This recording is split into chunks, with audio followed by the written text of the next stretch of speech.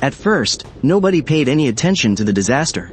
It started with a heatwave that dragged on for dozens of days. Temperatures peaked at over 45 degrees. Soon after, the fields dried out and the lakes completely ran dry. People on the streets hurried along, with almost no one daring to linger outside. As I sat in my car waiting at a red light, I glanced down at my phone. It was 5 p.m., but the temperature was still a blistering 38 degrees. It was clearly late in the afternoon, yet the sun hadn't set, giving off the dizzying illusion that it was still high noon. The heat today felt far more unnatural than usual. Sitting there in my car, I stared at the world outside. The air was literally warping and violently twisting from the baking heat. The landmarks in the distance wobbled as if they were submerged underwater. I drove straight to the supermarket, planning to stock up on some things, because I had suddenly realized something earlier. While I was at work around noon, this peak summer day, which should have been loud with cicadas, was weirdly dead quiet. All you could hear outside was the loud humming of the AC units. If the weather kept pushing past 40 degrees, then I was going to take time off work and just hide from the heat at home. But before doing that, I had one more thing I needed to take care of. The moment I walked into the supermarket, I aggressively maxed out every online loan I could get my hands on. In a flash, my bank balance shot up to 700,000. Everyone else in the store was frantically hoarding cold drinks, but I walked straight to the back shelves. I started grabbing as much high-calorie food as I could carry. A girl standing nearby in a breezy tank top, who was pressing a freezing can of cola against her cheek to cool down, rolled her eyes at me. "Dude, it's boiling out here. What on earth are you buying all that for? Just looking at it makes me feel sick. Aren't you worried about all that junk food making you overheat?" I totally ignored her. If this really was the beginning of a scorching apocalypse, calories would literally mean the difference between life and death. Only these highly preserved foods, packed with sugar and salt, would keep someone alive for a few more days when all hope was lost. I dumped my massive pile at the register and spoke up. "I'll take all of this. And get me 5 cases of bottled water too. Room temperature is fine, and I need it right now. Help me carry it all out to the curb."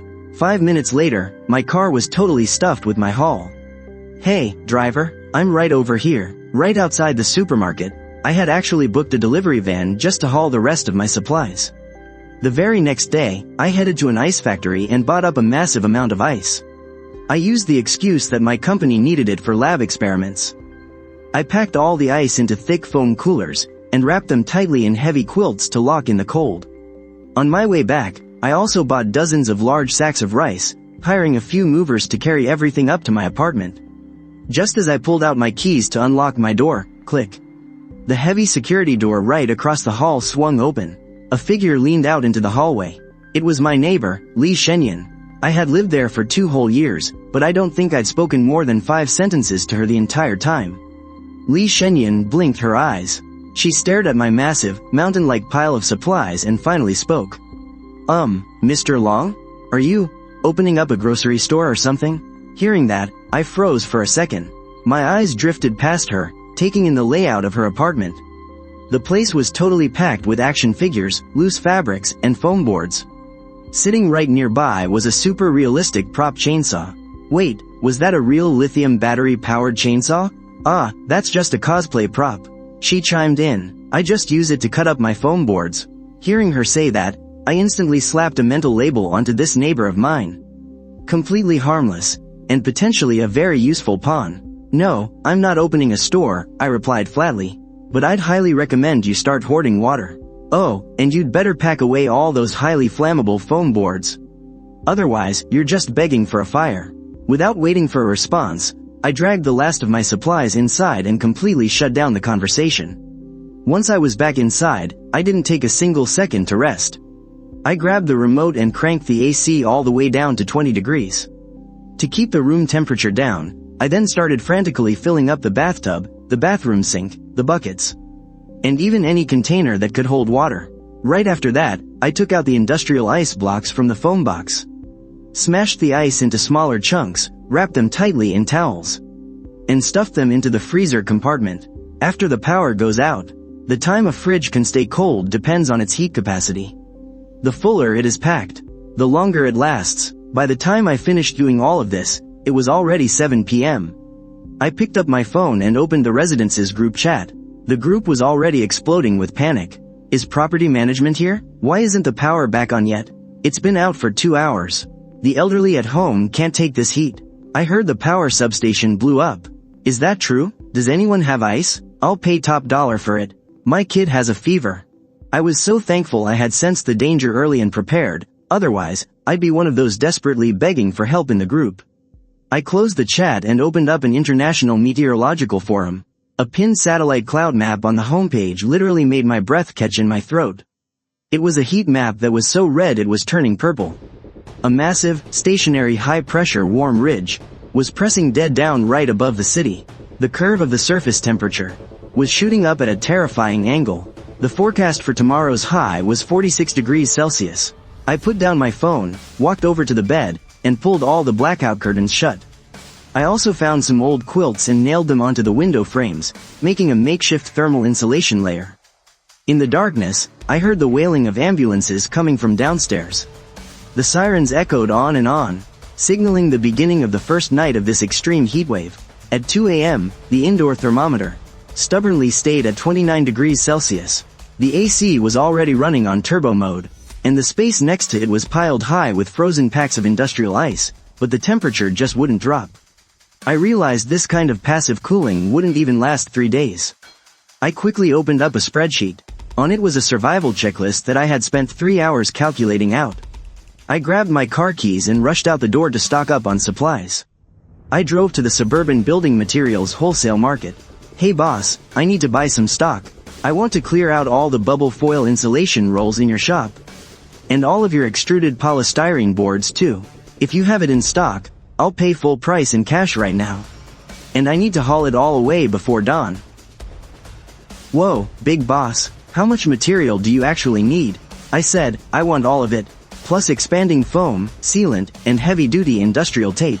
Also, if you've got polyurethane spray foam used specifically for cold storage, I want that too.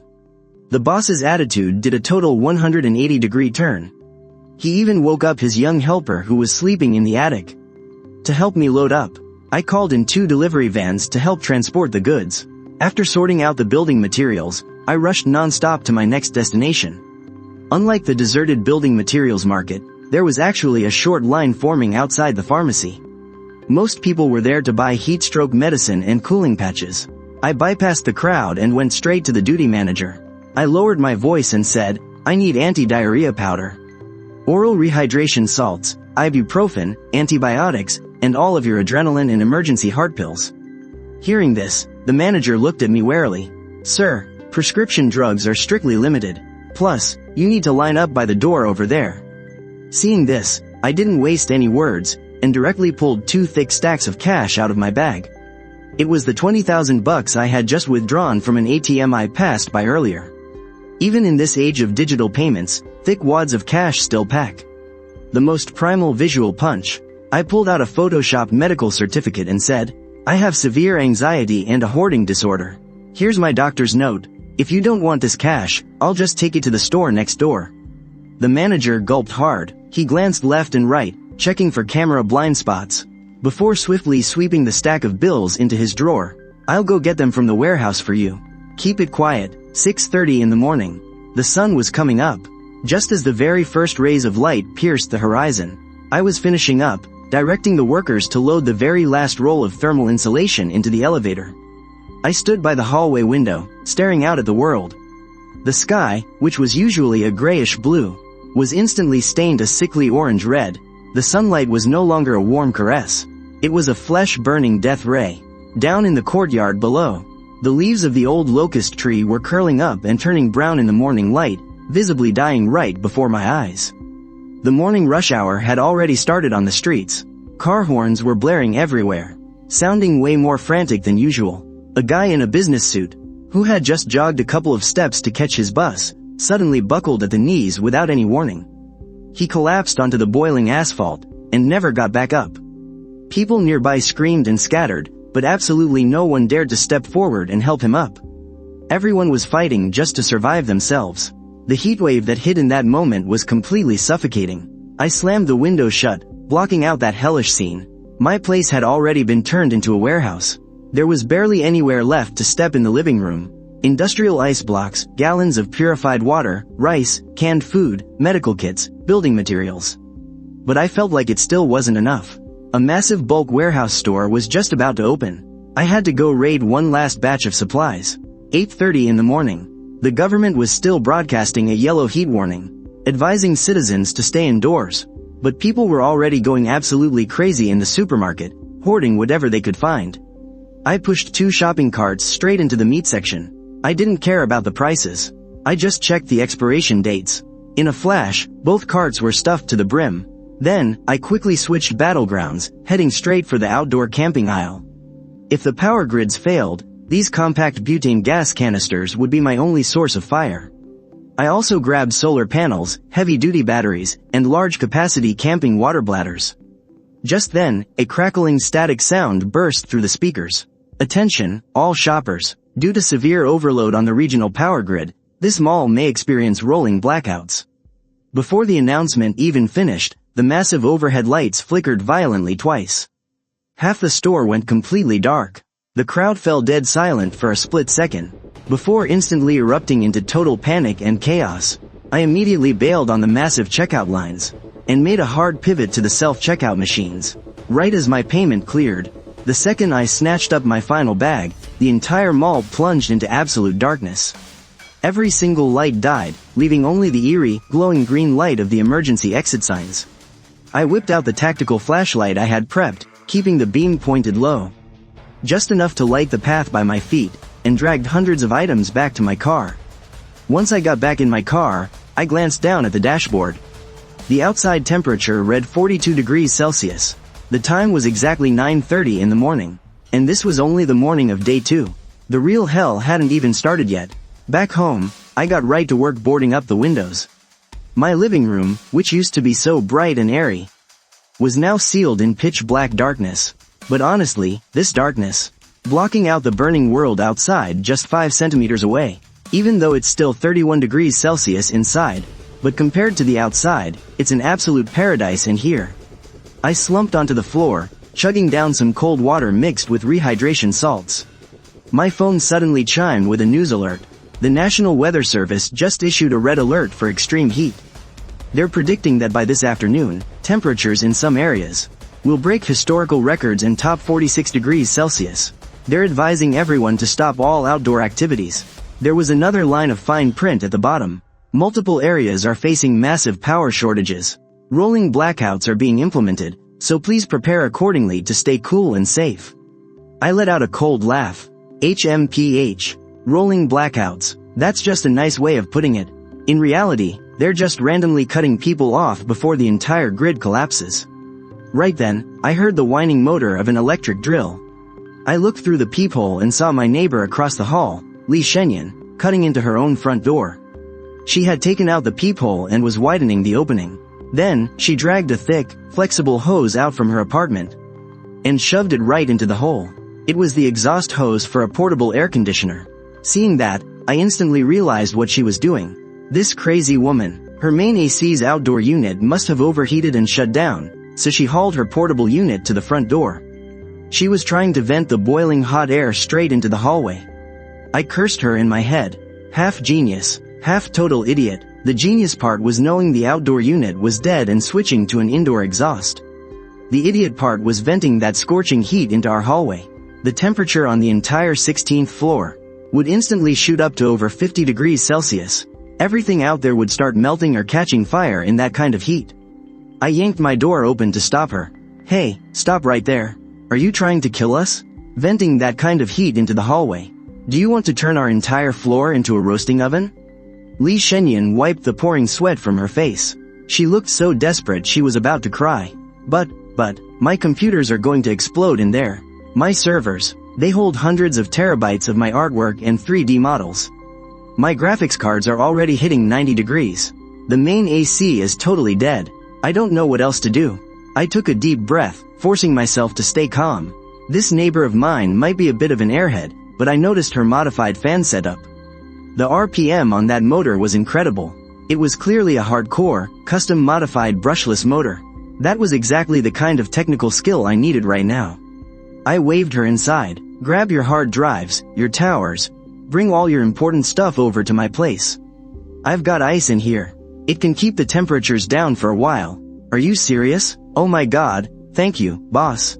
You're an absolute lifesaver, boss. Li Shenyan's eyes immediately lit up. She turned around and started to sprint back. I quickly reached out and stopped her. Listen, I'm not running a charity here. This is a trade. My outdoor AC unit is still running for now, but by 2 o'clock this afternoon, when the temperature breaks 46 degrees, it's definitely going to overheat and shut down.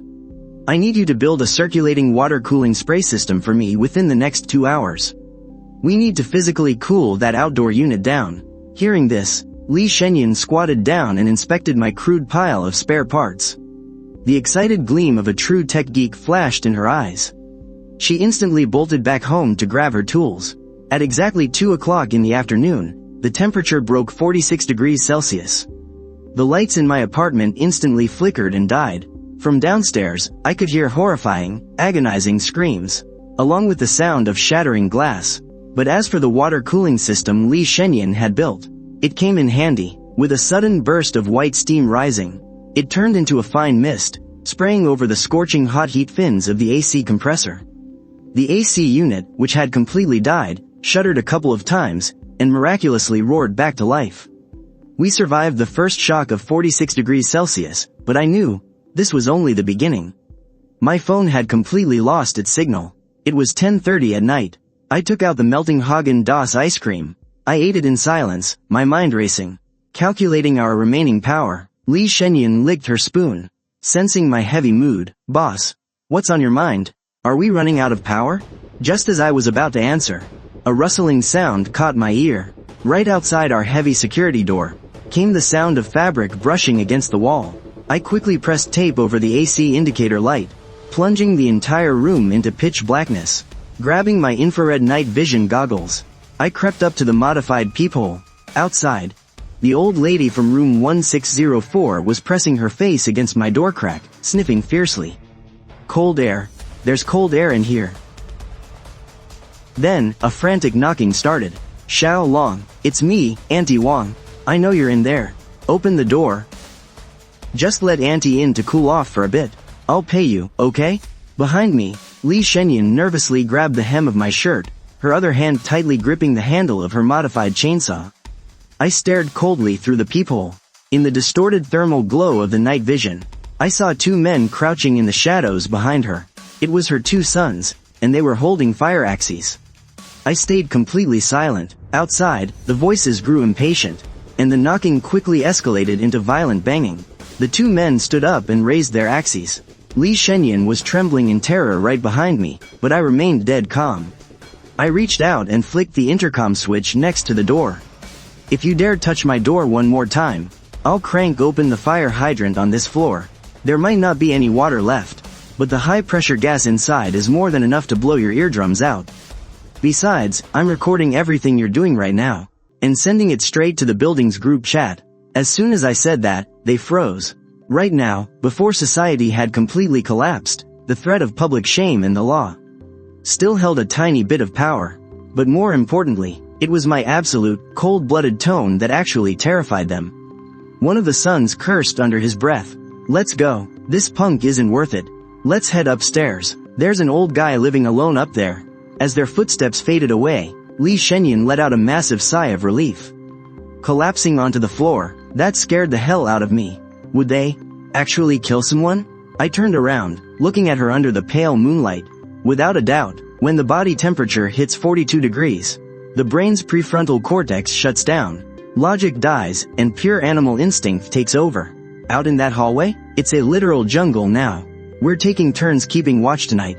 At 4 a.m., the community's public loudspeakers crackled to life. Attention all residents, due to the relentless heat wave and the indefinite blackout, we are taking measures to ensure everyone's safety. Property management has opened the basement level 2 parking garage as an emergency shelter. The garage is kept at a constant 20 degrees, equipped with independent ventilation and backup generators. Please grab your essentials and proceed to the underground garage in an orderly manner. Li Shenyan shot up from the floor, her eyes lighting up with hope. Ah, we finally have a place to escape the heat. The underground garage has to be cool, right? Hearing that, I walked over to the bed and pulled back the curtains. Down at the entrance of our building, people were already swarming frantically. Li Shenyan tentatively asked again, "Are we not going down?" A cold glint flashed in my eyes. "Do you have any idea how many people live in our complex? The moment the ventilation system fails, carbon monoxide levels will spike. It'll just be a giant gas chamber."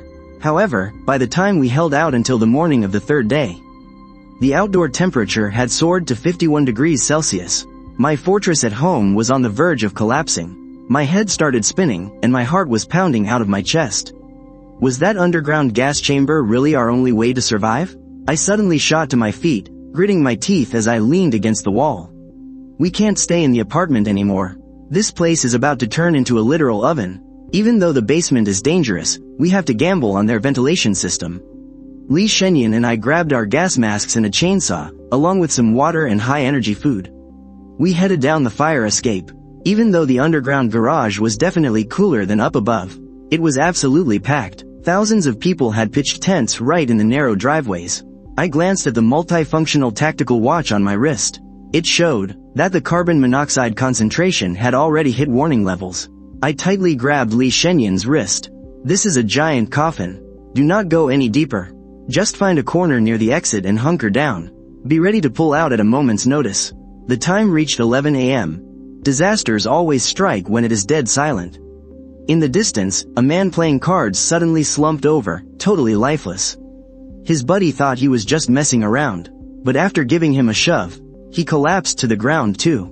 Right after, more and more people started showing symptoms. Panic instantly exploded. Thousands of people started running around blindly like headless chickens. Some desperately tried to rush out, while others tried to hide deeper inside. I yanked Li Shenyan up to make a run for it, but the fire door at the entrance, because we were on basement level 1, was jammed shut from thermal expansion. The crowd behind us was already surging forward like a massive tsunami. I grabbed my tactical shovel, swinging it wildly as I roared, "Get the hell out of my way if you want to live." Li Shenyan, use the chainsaw to get that door open. Hearing me, Li Shenyan's muscle memory took over. Shaking, she yanked the starter cord of the modified chainsaw. She drove the spinning blade fiercely into the steel door hinges. With a deafening bang, the fire door collapsed. A wave of scorching heat flooded backwards into basement level 1. I pulled Li Shenyan and dashed into the stairwell.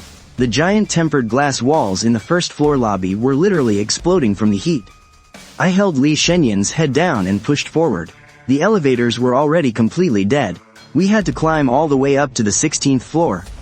By the time we reached the 4th floor, Li Shenyan threw up. I poured my last bottle of water onto a towel, covered her mouth and nose, and practically carried her as we kept climbing.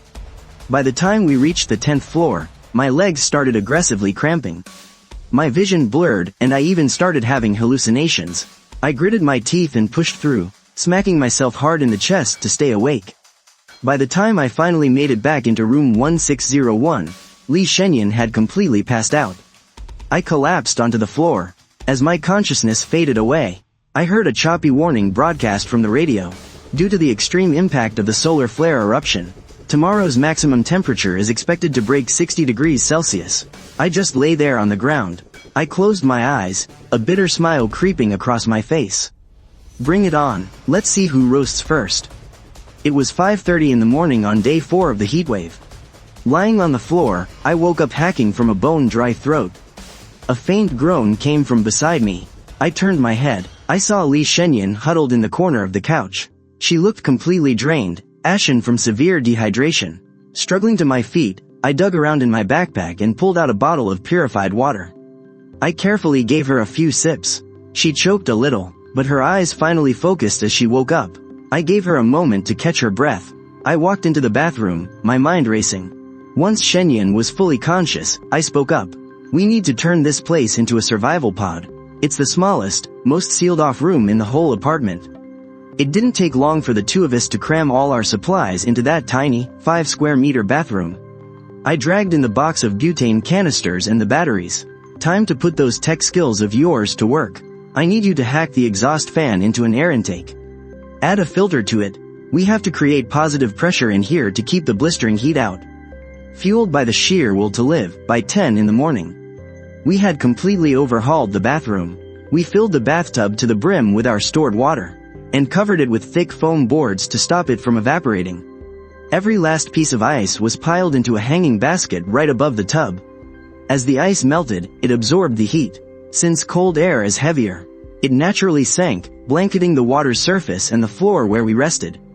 We hung a few USB fans on the walls, hooked up to the batteries to keep a faint breeze going. Our only light was a camping lantern dimmed all the way down. To beef up the insulation, I taped up the door frame with 3 solid layers of weather stripping and hung a thick quilt over the inside of the door. In that cramped little space, all you could hear was our heavy breathing. I glanced at the thermometer on the wall. 32 degrees Celsius. It was still brutally hot, but compared to the rising hellscape outside, it felt like absolute heaven. Shenyun huddled in the corner by the tub, her knuckles white as she gripped the modified chainsaw. How long can we last? I sat cross-legged on the toilet lid. We've got enough water for 15 days and food for 20. The ice will hold out until tomorrow night at best. And what happens after tomorrow night? After that, we fight like hell to survive. As long as we don't dehydrate, we live. But the real problem is... Just then, a terrified voice crackled through the radio in my hand. Help, I'm at the Happy Gardens complex. Is anyone there? They've gone insane. They're eating. The broadcast cut off in dead silence.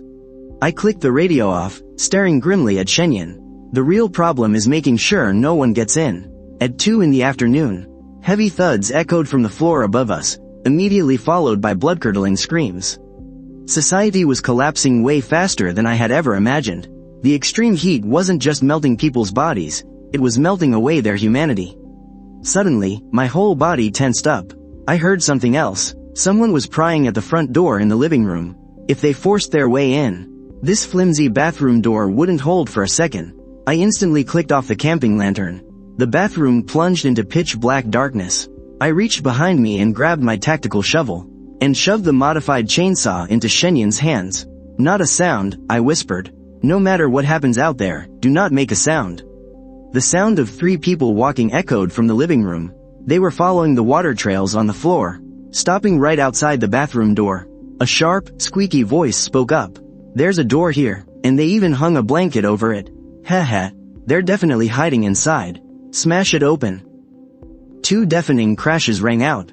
I knew the door wouldn't hold much longer.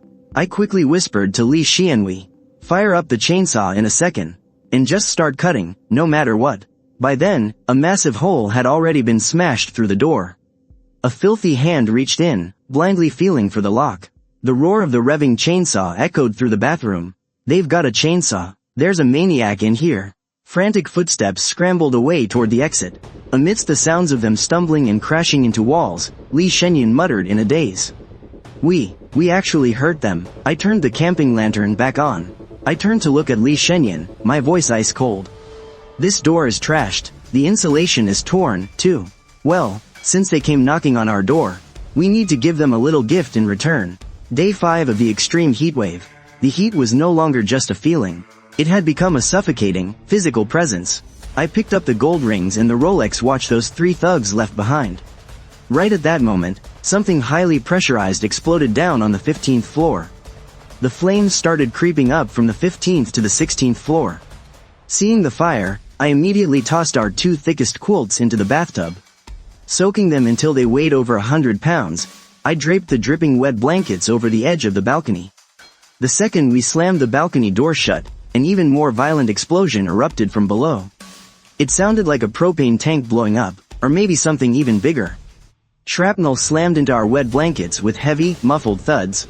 Staring into the completely empty bathtub, Li Shenyun burst into desperate tears. Just to block the fire, we had burned through 80% of our water supply. I stared down at the fading black smoke, my voice turning dry and hoarse. If we're out of water, we take it. We take it from that cannibal up on the 17th floor. He's definitely hoarding supplies, and right now, the fire has completely weakened this building structure. This is our chance to flip the board. Sharpen the chainsaw chain. We strike tonight, day 6 of the Inferno, 2 in the morning. We had officially entered the Dark Ages. No water, no power, no internet. But right before we could head out, a polite knocking came from the front door, 3 slow taps, 2 quick ones. I instantly raised my crossbow, on high alert. A middle-aged man's voice called out from the hallway. "It's Dr. Zhao, from room 1603. Please, don't shoot, I'm not here to rob you. I'm here to make a trade." I shouted back, "What kind of trade? I can smell rubbing alcohol and iodine. You have medical supplies. My daughter is in shock from heatstroke.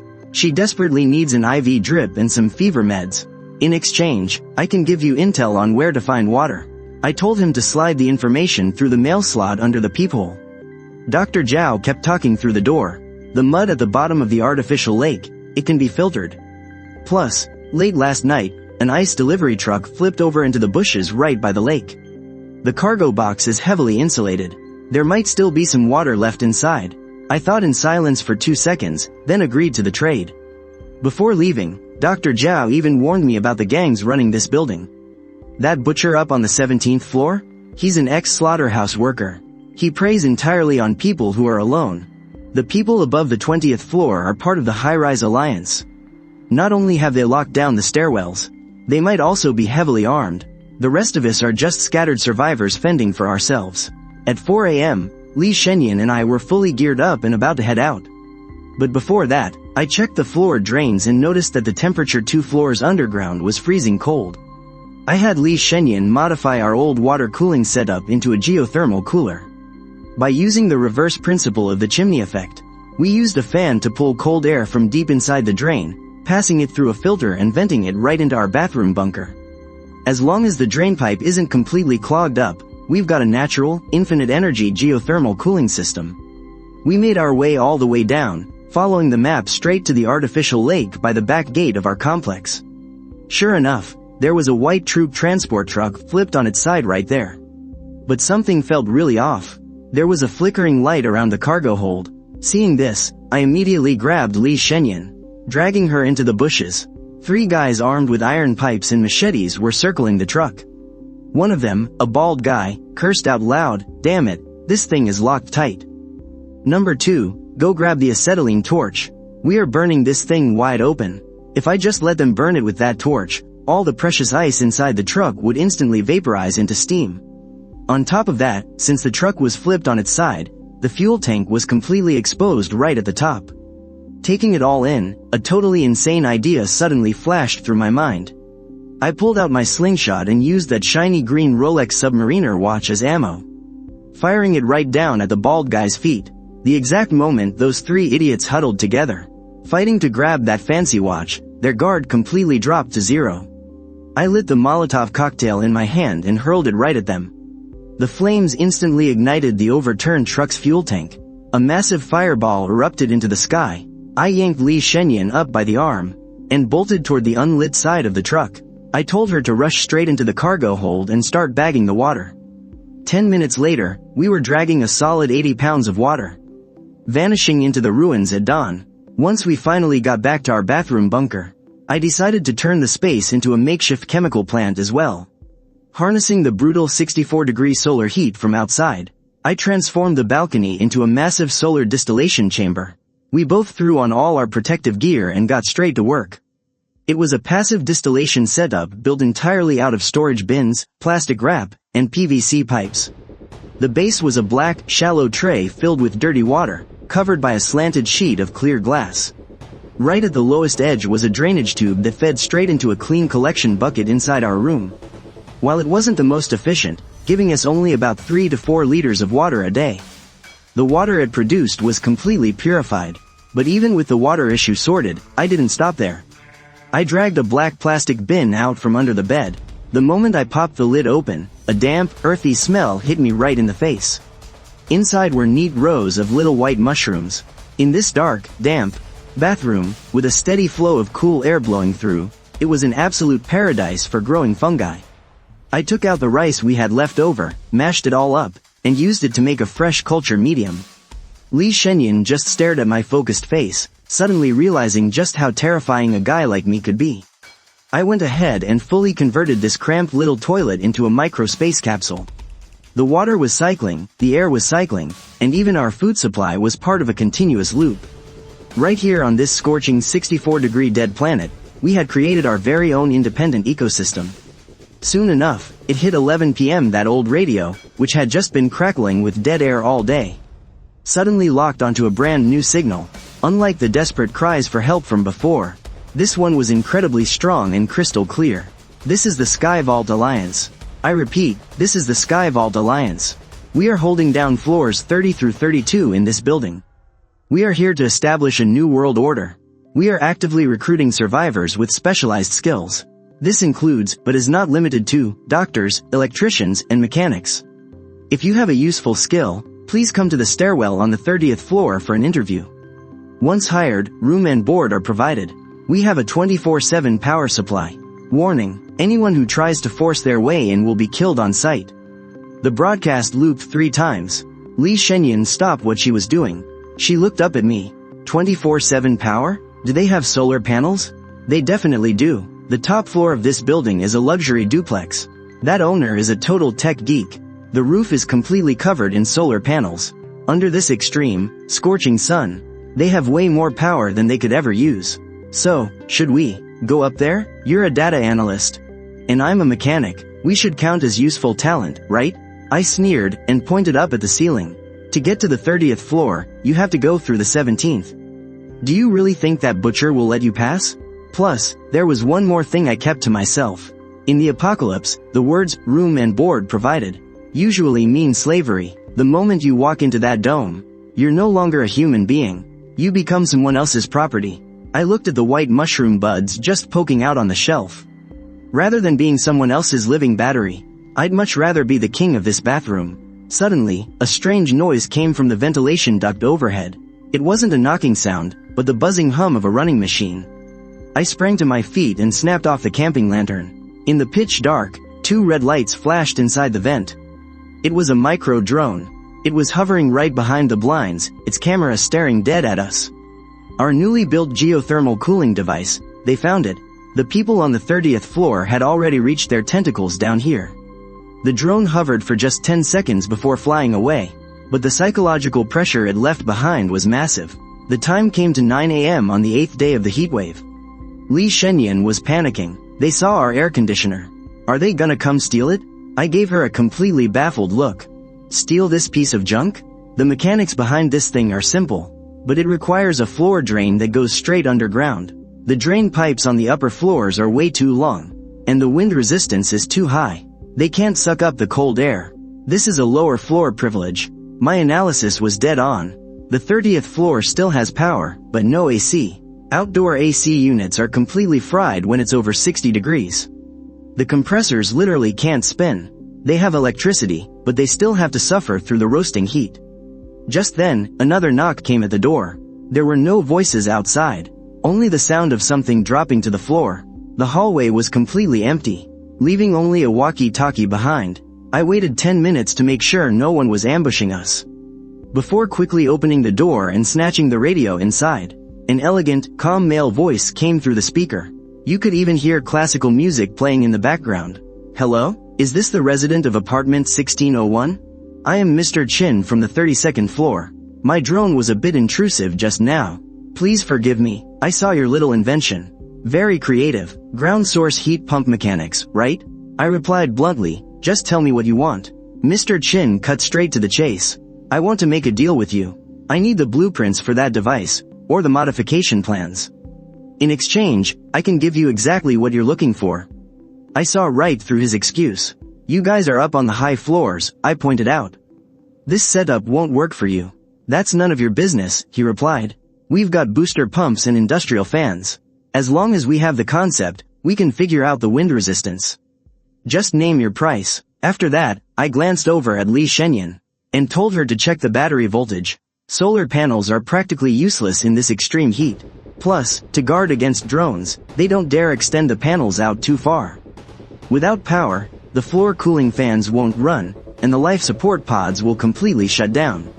After thinking it over, I agreed to make the deal with Mr. Chin, asking for fully charged, high-capacity lithium battery packs in return.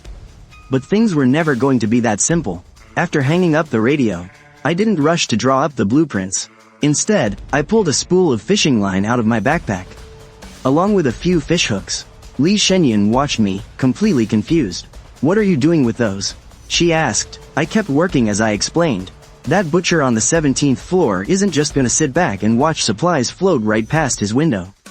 For the 30th floor to drop anything down here, it has to pass right by floor 17.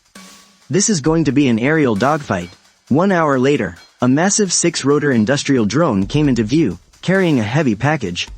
It slowly descended along the outside of the building. Inside that package was the high-capacity power station I desperately needed. Right as the drone lowered to the 18th floor, the window of apartment 1704 suddenly shattered. A massive, barbed harpoon shot out from the shadows. The steel cable sliced through the air. Although it missed the drone itself, the cable tangled perfectly around the payload rope. A beastly roar echoed from the 17th floor window. A hulking, bare-chested brute packed with muscle appeared at the window. He was wearing a gas mask, gripping the steel cable tightly in his bare hands. He was trying to drag the drone straight into his apartment by brute force. It was the butcher from the 17th floor. The drone's motors screamed as it desperately tried to pull up, but against the giant's freakish strength, it was losing the battle. Seeing this, I calmly opened the shooting port on my balcony. I raised my modified hand crossbow, aimed right at the taut steel cable, and took a deep breath. I pulled the trigger. The bolt was made from a piece of sharpened rebar. It flew with massive kinetic energy and struck the exact tension point of the cable. Though it didn't snap the thick cable completely, the immense impact sent a violent shockwave right into the butcher's hands. His grip slipped, the cable went slack for just a split second, and in that exact moment, the drone forcefully snapped the payload rope.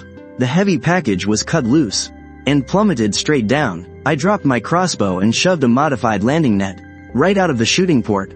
The package slammed heavily into the netting. The massive impact nearly snapped my wrists in half, but I gritted my teeth and held on. A second later, I yanked the net back onto the balcony, slammed the shooting port shut, and locked it tight. Above me, I could hear the buzzing of the retreating drone, mixed with the explosive, furious cursing of the butcher on the 17th floor. And the sound of him smashing his walls in a rage. Once safely inside, I tore open the package. The power station was fully charged. There was also a vacuum-sealed pack of beef jerky inside. Are we really going to give them the blueprints? Li Shenyan asked, swallowing hard as she stared at the mouth-watering jerky. I just pulled out a pen and paper, and quickly sketched out a rough draft. I'll give it to them, sure, but I need to keep an ace up my sleeve. I tweaked the key parameters on the blueprint. The air cooling system built from this design will be incredibly loud, and the efficiency will only be at 70%. Chewing on some beef jerky, Li Shenyan asked, then why not just give them a fake? I tied the blueprint to the severed end of the suspension rope and hung it outside the balcony. Because this is a long-term deal, the 30th floor has power. We have the tech, and the 17th floor has the muscle. It's a triangle. Right now, we've set up a fragile trade route with the 30th floor. But that psycho on the 17th floor has already marked us as his prime target. Saying that, I walked over to the door and peered up through the peephole. I could feel an intense, murderous intent seeping right through the ceiling. The butcher didn't get the battery. He's going to come down here himself. I tightened my grip on the tactical shovel, a bloodthirsty gleam flashing in my eyes. Since we've got power now, Li Shenyan, isn't it time to upgrade those little toys of yours? Hearing this, Li Shenyan looked at the fully charged power supply. Then glanced at the pile of scrapped microwave transformers and motors in the corner. A crazy smirk crept across his face. Of course, I can build a high-voltage arc trap. Fast forward to 11:30 at night. The living room was dead silent, save for Li Shenyan's heavy breathing and the soldering iron melting the solder, giving off a faint sizzling sound. The outdoor power station we scored during the day was glowing with a faint blue light, wired up to a terrifying mess of electronic components. Right there on the floor in front of him lay 3 stripped-down microwave transformers, wired in series with a row of high-voltage capacitors, along with a makeshift coil wrapped in copper wire. I sat back in the dark corner, wiping down the edge of my tactical shovel, and asked, how much voltage are we talking about here? Li Shenyan gulped. Input is 220 volts. But running through the booster circuit, the instant output can hit 20,000 volts. Even though the current is low, it's enough to generate an electrical arc that can punch right through clothing. If they touch it for more than 1 second, it'll trigger severe ventricular fibrillation and muscle spasms. I nodded in approval. Right after that, we threw on our insulated gloves and carefully strung several hair-thin copper wires, crisscrossing them all over the living room. We rigged them right across the only path leading to the security door. The copper wires faded completely into the darkness, only catching the light if you looked at them from a very specific angle. This was the arc lightning corridor we had prepared for our guests. At 1 in the morning, a massive blow smashed into my security door. The butcher from the 17th floor was roaring out in the hall. "Listen up, you rats inside. Hand over the battery, and that pipe blowing the cold air. Otherwise, I'll chop you into pieces and turn you into cured meat." I didn't say a word. I just slipped on my infrared night vision goggles, and flashed a hand signal to Li Shenyan. Seeing it, he shrank back behind the corner of the hallway leading to the bedroom, his trembling finger resting heavily on a red industrial switch. Moments later, my security door was violently forced open.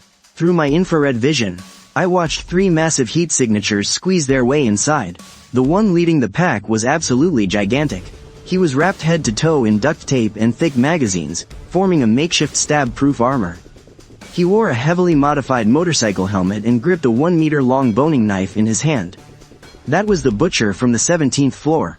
Right behind him, followed 2 equally vicious thugs, gripping fire axes and iron pipes. The butcher grinned as he clicked on a blinding tactical flashlight.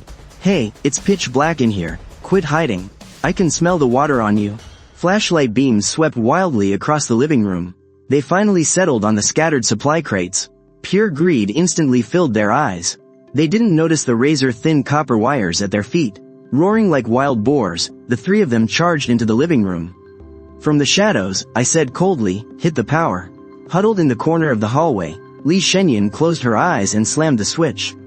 A crack like thunder exploded across the living room. The pitch-black space was instantly flooded with a blinding blue-white light, turning night into day. The copper wires strung through the air vaporized in a flash. The 3 massive guys locked up instantly. Then, they convulsed violently like broken puppets. Blue electrical arcs danced wildly across their skin, their joints, and their metal zippers. Staring at the screaming power supply, Li Shenyan yelled, "The output is overloading. The breaker is about to trip." A split second later, the power cut, the blue glare vanished, and the room plunged back into darkness. All that was left were 3 smoking bodies collapsed on the floor. The 2 goons were completely dead. That massive voltage had stopped their hearts cold. But the butcher was still breathing. His thick layers of fat, combined with the duct tape wrapped all over his body, had actually acted as insulation. It saved his life. He lay face down, his whole body twitching, his combat knife dropped uselessly to the side. The butcher struggled to push himself up. His helmet visor was scorched black from the electricity, but his bloodshot eyes were locked dead onto me. "You sneaky rat. You set me up." I didn't waste my breath. I grabbed Li Shenyan and pulled her back into the bedroom, setting the entire living room ablaze. The walls were lined with fireproof panels, so the flames wouldn't spread. It would just burn the furniture to ash. Let this inferno be the butcher's final send-off. It wasn't until 4 in the morning that the fire finally died out. Keys in hand, I took Li Shenyan up to the 17th floor. Inside the butcher's stash room, it was packed with loot scavenged from all over the building. 5 whole cases of bottled water, 2 massive water jugs, and mountains of rice, flour, and cooking oil. There was even a hand-cranked generator. I had Li Shenyan grab the supplies and head out. Before I torched the 17th floor, making it look like the butcher died in a freak accidental fire. We couldn't let the people on the 30th floor know we were the ones who took him out. We had to keep playing weak. Downstairs in our apartment, Li Shenyan and I sat in our makeshift survival pod, surrounded by our new loot. Listening to the fire raging upstairs, we didn't feel a single ounce of victory. Because we knew, the butcher was only the beginning. The real monster was sitting up on the 30th floor, looking down at us. By 10 a.m. on the 9th day of the heatwave, the temperature outside had shattered 66 degrees. The fire on the 17th floor burned for 2 whole hours last night. Luckily, the building's fireproofing was solid enough that the flames didn't spread down to the 16th floor. It just baked our ceiling a little hotter. Li Shenyan and I were enjoying a long overdue luxury breakfast, canned beef porridge, paired with some pickled veggies we looted from the butcher. Sure, we were eating in a dim bathroom. And sure, our makeshift AC was only blowing out 26-degree air. But the satisfaction in that moment was completely unbeatable. Li Shenyan licked her spoon clean, a spark of life returning to her eyes. If we're careful with these supplies, they'll last us until autumn. I shook my head at that. In this kind of extreme weather, there might not even be an autumn at all. I pointed upward. Besides, do you really think the people on the 30th floor couldn't see the fire on the 17th? Just as I said that, the walkie-talkie next to me crackled to life again. Last night's fireworks show was spectacular. It looks like that brute of a butcher is out of the picture. Congratulations on clearing the obstacle. Mr. Chin's icy voice echoed through the speaker. Since the obstacle is gone, our path is now clear, Mr. Long. I'm extremely interested in your geothermal cooling system, but rather than just the blueprints, I'd much rather have the creator of the prototype. I immediately shot him down. We're doing just fine here. We don't need to move. Mr. Chin's tone on the radio grew even colder. Mr. Long, I think you've misunderstood. This isn't an invitation, it's a draft. The temperature outside is currently 66 degrees. According to the final forecast from the Weather Bureau, a massive heat wave is hitting tomorrow. Temperatures could break 72 degrees Celsius. When that happens, do you really think your little makeshift cooling system will hold up? Only our rooftop shelter on the 32nd floor can protect you. Mr. Chin's voice droned on through the static. I'll give you 1 hour to think about it. After 1 hour, I'll send my security team down to get you. I hope you make the smart choice. With that, the radio signal cut off.